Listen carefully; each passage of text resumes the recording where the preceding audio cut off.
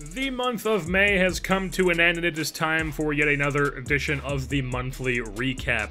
Like I said, May has come to an end. We are now moving into June, but before we do that, let's go over how the team is doing, as our Kansas City Royals are sitting at 28-28, which is good enough to be tied for first place in the AL Central, because this is the worst goddamn division I have ever seen. This division is ridiculous. All last year, we played like crap, and we had a very substantial lead on the Indians for first place, pretty much all year long. Then this year, started off pretty bad in April.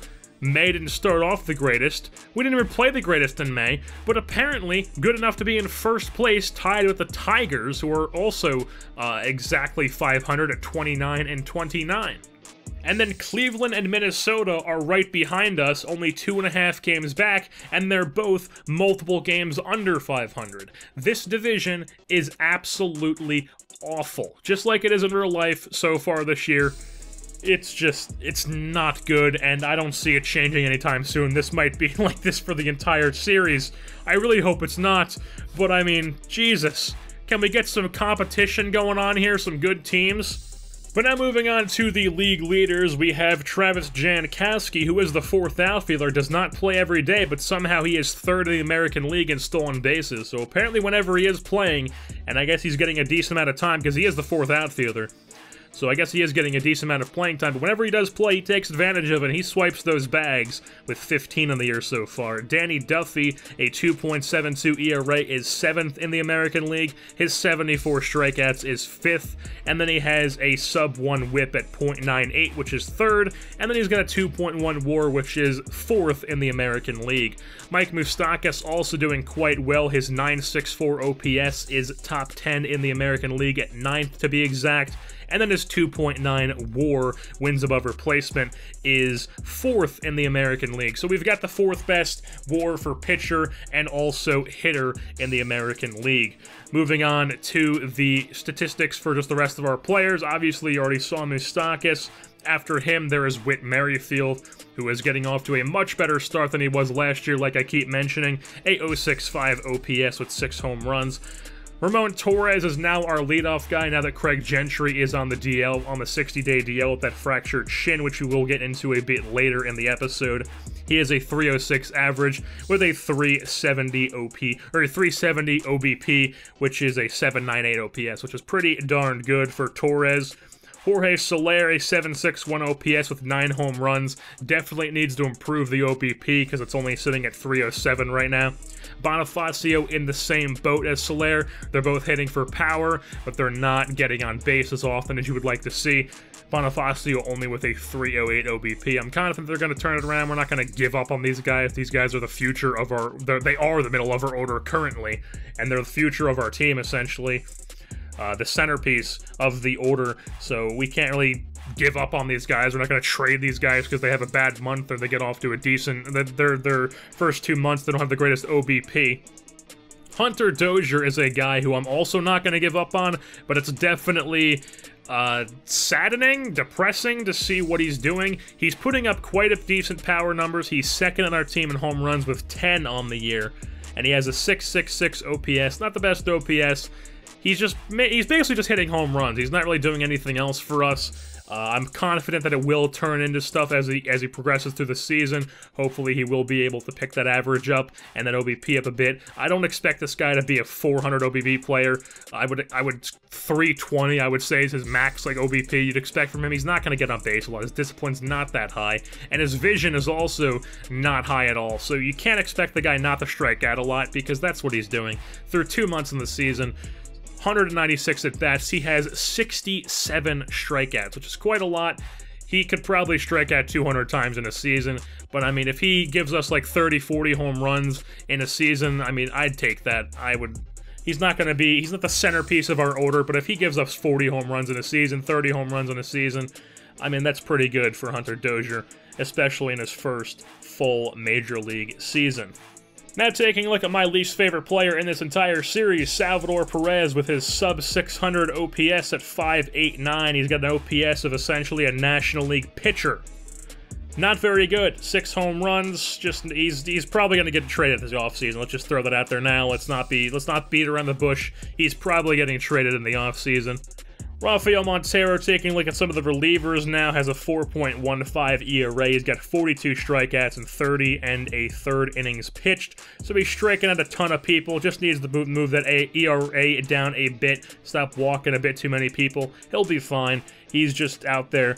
Probably our most consistent reliever despite the ERA. Obviously, he's had a couple bad outings, which inflates an ERA early in the season, but I'm confident he's going to be a solid reliever for us. Brad Keller is a guy who I hope can be a solid reliever for us. He's striking at a ton of people. His K/9 rating is very high. He's got 39 strikeouts through 25 1/3 innings pitched, but the guy walks like 6 people per 9. And then he's also got a 9.59 ERA. The guy just...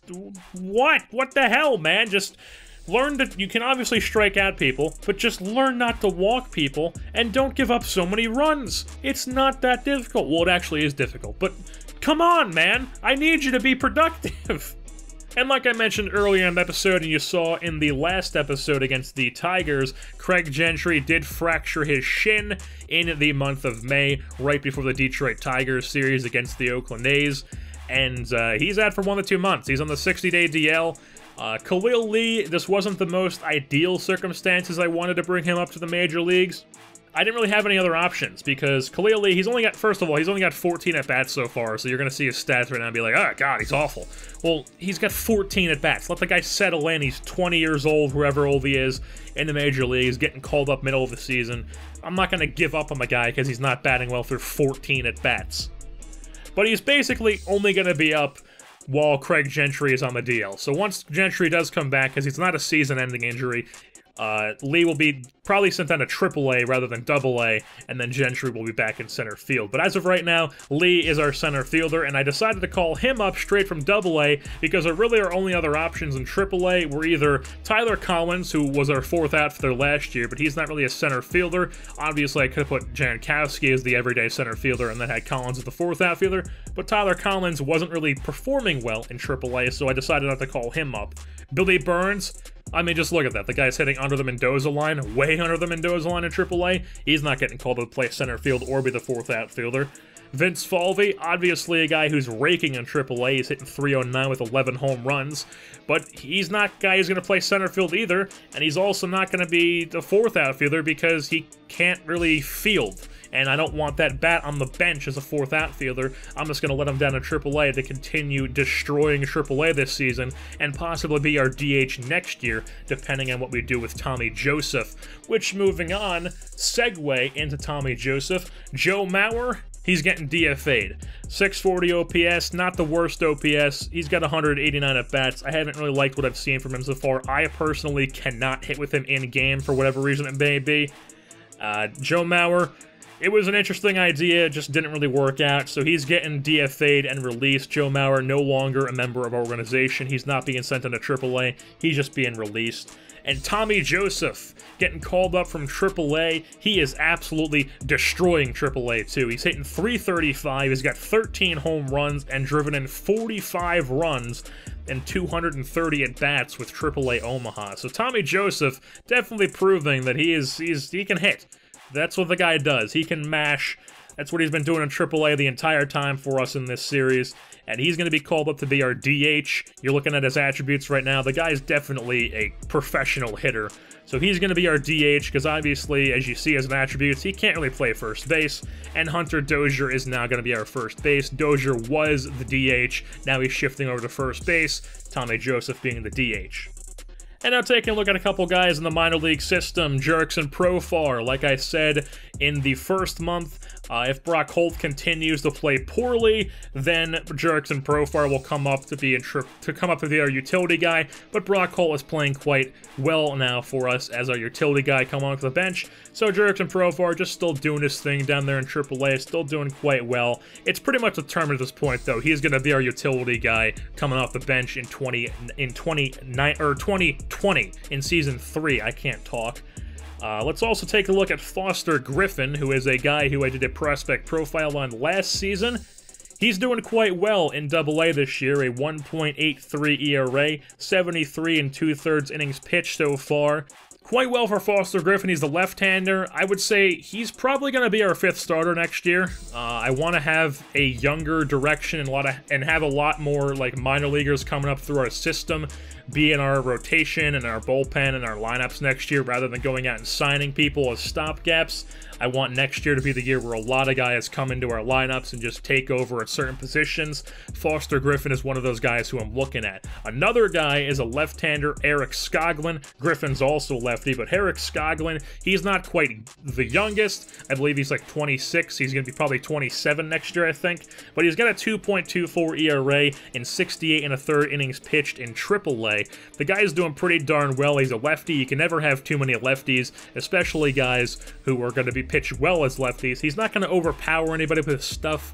He doesn't have the most wipeout slider, or he doesn't have the most overpowering fastball. He's just kind of a finesse lefty. You know, he works the count, goes right after hitters, gets weak contact, soft contact. He's like a skinny CC Sabathia.